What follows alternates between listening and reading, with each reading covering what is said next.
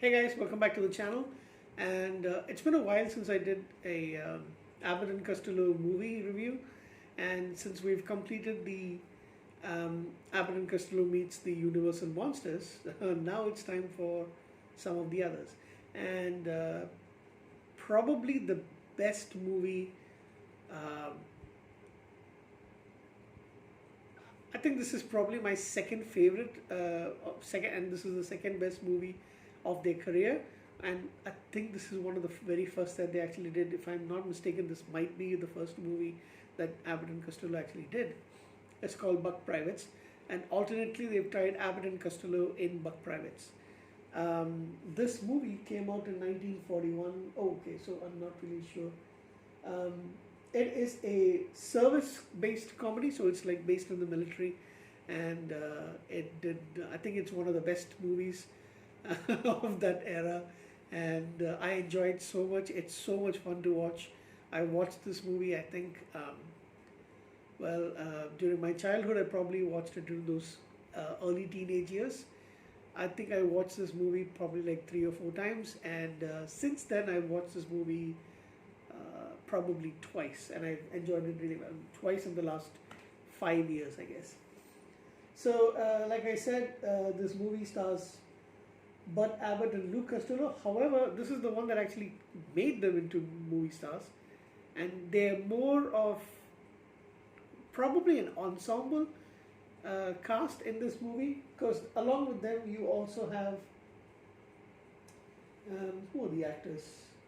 You have the Andrew sisters. So the three sisters who were a singing troupe back in the 40s and 50s. I think they um, um, went on for a little while. They had a fight in 1955 and they kind of split up. So, they are billed as the top one. However, in terms of acting, you also have Lee Bowman, who plays Randolph Parker, the third, who is a playboy, rich playboy kind of person who's drafted into the military. He doesn't really want to be there. You've also got Alan Curtis, who plays Bob Martin, who is a former employee of Randolph Parker's, and he doesn't like his now former boss. He really wants to be in the military.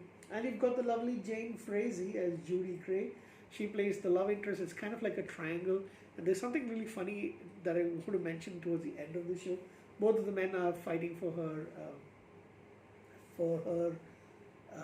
affections, so to speak. You've got Nate Pendleton, who plays the sergeant who's always behind, trying to get Costello's character to do stuff, and there's a lot of humor in that. So basically, this is set during that America's initial plans of getting into the war. So they are joining the military. So they both of them, Abbott and Costello plays Slicker Smith and Herbie Brown. They are peddlers who are chased by the cops. In order to escape the sergeant, basically they try to go in. They think they're going into the theater, trying to escape him, but they actually sign up for the military, and they both get drafted into the military, enlisted rather. And then so you've got the playboy Randolph Parker, who's a spoiled man, and his valet, who was actually Bob Martin. They also join in, and then they have they go into a little bit of an argument. However, Randolph is setting his sights on Judy Gray, who's a camp hostess and who's a friend of Bob's, and he even gets fresh with her on the train ride, and she slaps him. And at boot camp, they basically put to all the things that goes, and of course, most of the comedy is based on Costello getting into trouble. It's really funny. Even good looking back at reviewing it, it's hilarious. He gets in trouble with the sergeant because the sergeant is also a sergeant in the military, and he's like hell bent on making life miserable for Costello's character. And there's a few songs. The Andrew sisters.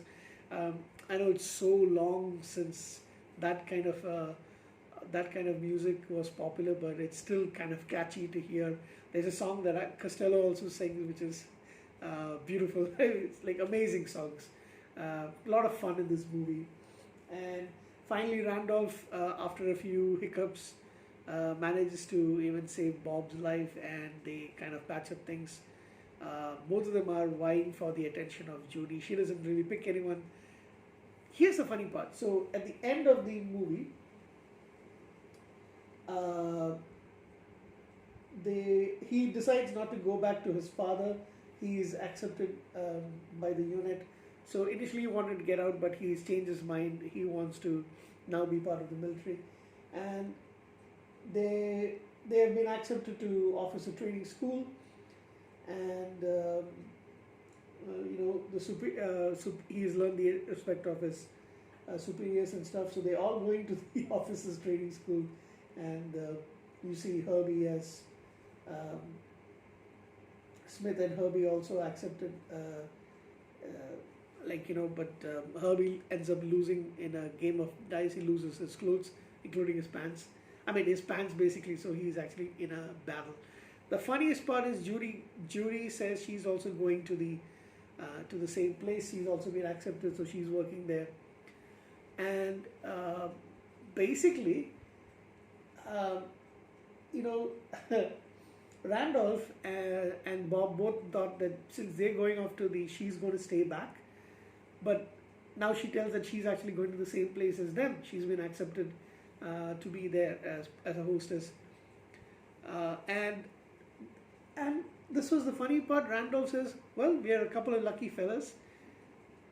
Are they planning to share her? I mean, for a movie that's set in 1941, it kind of feels very odd that he would say that we're a couple of lucky fellas. They shake hands.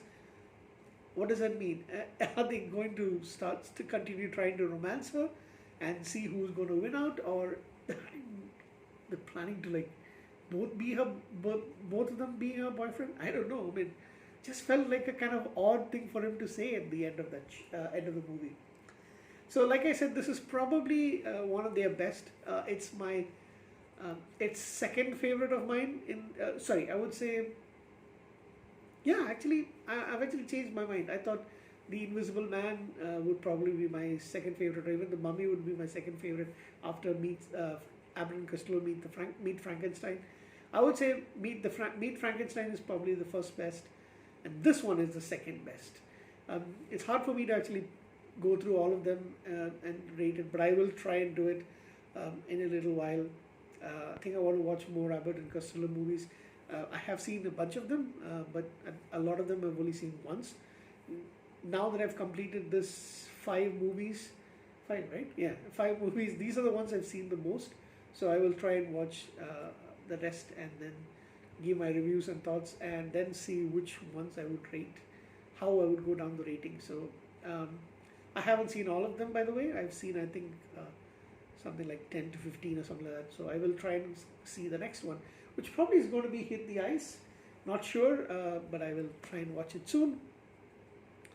Or maybe Abbott and Costello Goes to Mars in my DVD collection over there.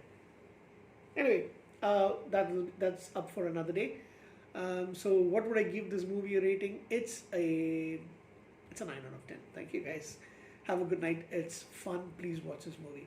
1941, black and white, but it's a lot of fun. Thank you, guys. Good night.